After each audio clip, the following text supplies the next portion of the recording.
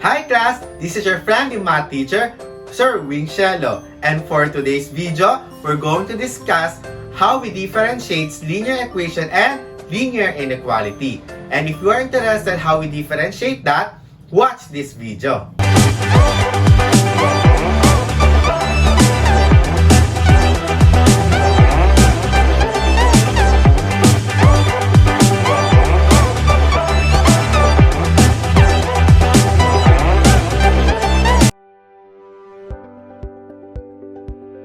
Again, our lesson for today is how we differentiate linear equation and linear inequality. So, it's very important for us. We need to know how to differentiate the two.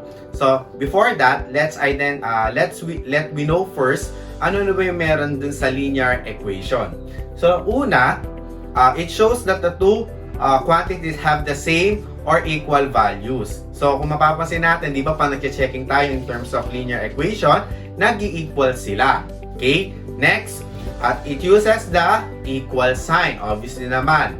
And third, it is written in the standard form of ax plus by is equals to c. Okay, in which, napag-aralan natin din before, that standard form can be changed into slope-intercept form. And then the last, the graph forms a line. Diba? After we plot the points, and then we connect we connect the points, nagpo-form tayo ng straight line. Yun lang ang meron sa linear equation. Next, ano namang meron sa linear inequality? It shows that the two quantities don't have the same or equal values. Okay? So, kahit anong gawin natin checking dyan, hindi natin sila mapag-i-equal. Okay? Unless dun sa symbol. Kagaya nito, it uses the inequality symbol, the greater than, less than, greater than or equal to, and less than or equal to.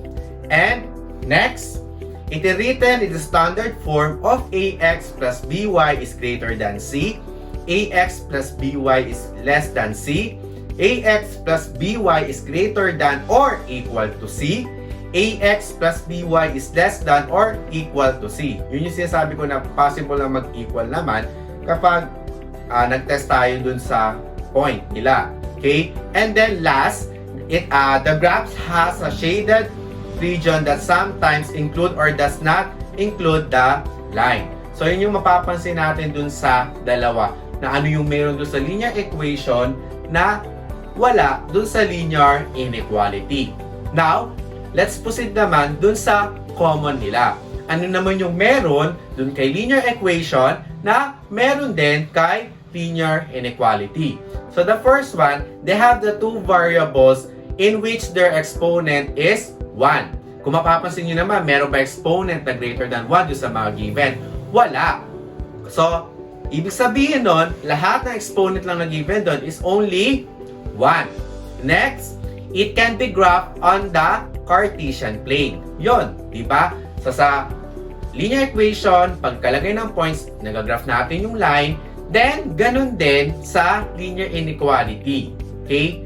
Next, the solutions can be expressed as an ordered pair such as x and y. So, di ba pag kumukuha tayo ng isang coordinate doon, then nahanap natin yung solution for the linear equation and the linear inequality. So, yun yung common nung dalawa. Okay? It is very important for us to differentiate what are the differences between linear equation and linear inequality. For example, on this, we have 2x plus 5y is equals to 10. This is an example of linear equation. Why? Because of the equal sign. So, lagi po natin tatandaan yan. While in the linear inequality, we have 3x minus y is less than or equal to 9. So, this is an example naman of linear inequality because of the symbol less than or equal to. Okay? So, dapat alam natin kung ano yung pagkakaiba ng linear equation and linear inequality. Based on the graph of our linear equation and linear inequality, let's proceed first with our linear equation. So, we have 3x minus 4y is equals to 12. As you can see, it forms a straight line. That's all. Wala na kayo ba makikita, kundi straight line lang. Now, let's proceed with the graph of our linear inequalities. It has a shaded region and a solid line as its boundary. So, why? Kasi class, kung mapapansin nyo, may shaded part siya, while on the linear equation or the graph of linear equation is wala. Why? Kasi in linear inequalities with two variables, it have infinitely many ordered pair solutions. So lahat to nako-covered nung shaded part na yan, that are the solutions of our linear inequalities with two variables. Yung part na walang shaded part, hindi siya kasama. Okay? Kaya siya mayroong boundary line. So, yung boundary line na yon, it can be solid line or broken line. So, again, like what I told you before, we can use broken line if the given symbol is less than and greater than. And we can use solid line if the given symbol is less than or equal to and greater than or equal to. While on the solutions of linear equation, there are only three possibilities. There are 0 solutions, there's 1 solution, and there are infinitely many solutions regarding that line. So that is the difference between the graph of linear equation and linear inequalities in two variables. And now, we know how to differentiate linear equation and linear inequality. For our first activity, kung mapapansin nyo, meron tayong ditong 10 bricks and 2 columns. So, what are we going to do now? So, yung mga nandito sa 10 bricks na to, igugrupo lang po natin kung saan sila kabilang or where they belong. Kung dun ba sa linear equation o kung dito ba sa linear inequality. Okay? So, isusulat nyo lang. So, you can use your notebook or extra sheet of paper to know if you really understand how we differentiate linear equation and linear inequality. I will give you 1 minute to do that. Okay?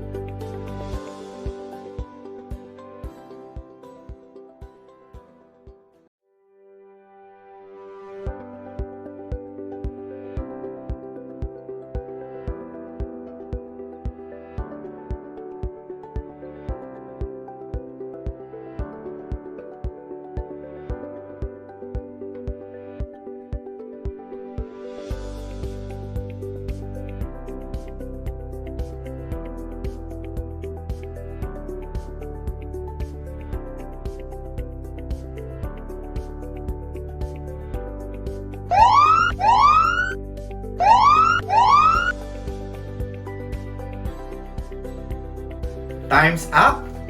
Okay, so ngayon, let's proceed dun sa ating first activity kung tama ba yung ginawa ninyo.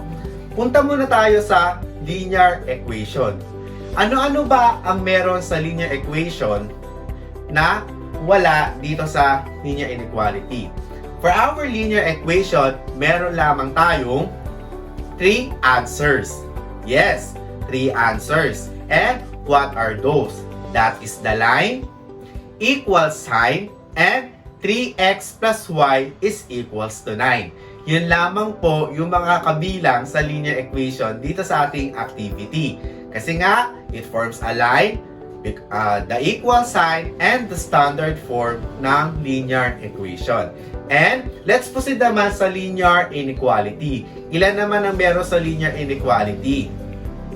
Yes, we have 7 answers. And what are those? It has shaded region, the symbol of less than or equal to, the broken lines, 2x plus 2x plus y is greater than 5, which is an example of linear inequality. X minus y is less than 2, example also of linear inequality. The greater than or equal to, and the greater than. So, yun lamang yung ating mga sagot dito sa ating linear inequality. I hope you understand our first activity. For our next activity, let's proceed to our pasalubong stand. So, what are we going to do with this activity? As you can see, meron na tayong example dito, which is number 1. We have 4x plus y is less than 10. And you are going to identify if that is a linear equation or linear inequality lang. And for number 1, this is a linear inequality. And what is the symbol used? We use, in number 1, we use what?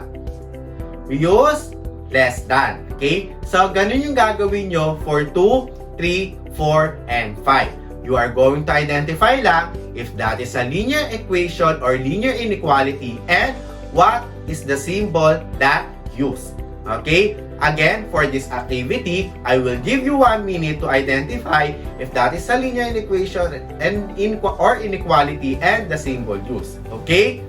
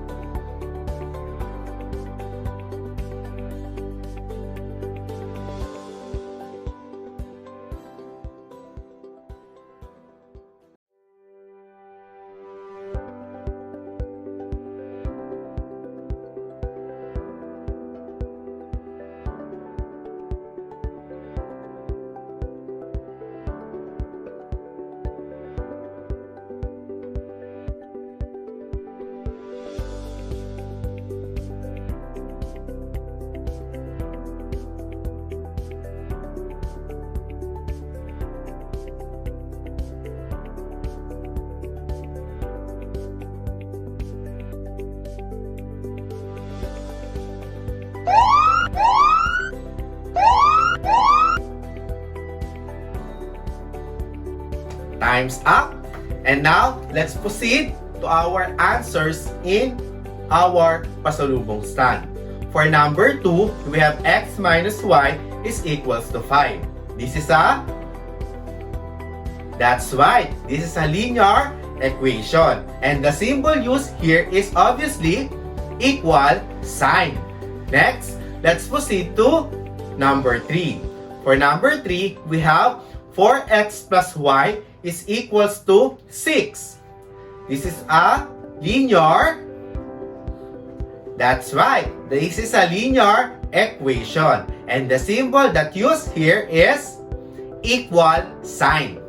Next, for number 4. For number 4, we have x plus 7y is less than or equal to 10. And this is an example of linear. That's right again. That is a linear inequality. So this is the symbol that used here is yes, less than or equal to. And for our last number, for our number 5, we have x minus y is greater than 3. This is an example of, that's right, this is an example of linear inequality also. And the symbol used here is greater than. So I hope you understand our lesson for today, which is how we differentiate linear equation to linear inequality. Again, this is your friendly math teacher, Sir Cielo.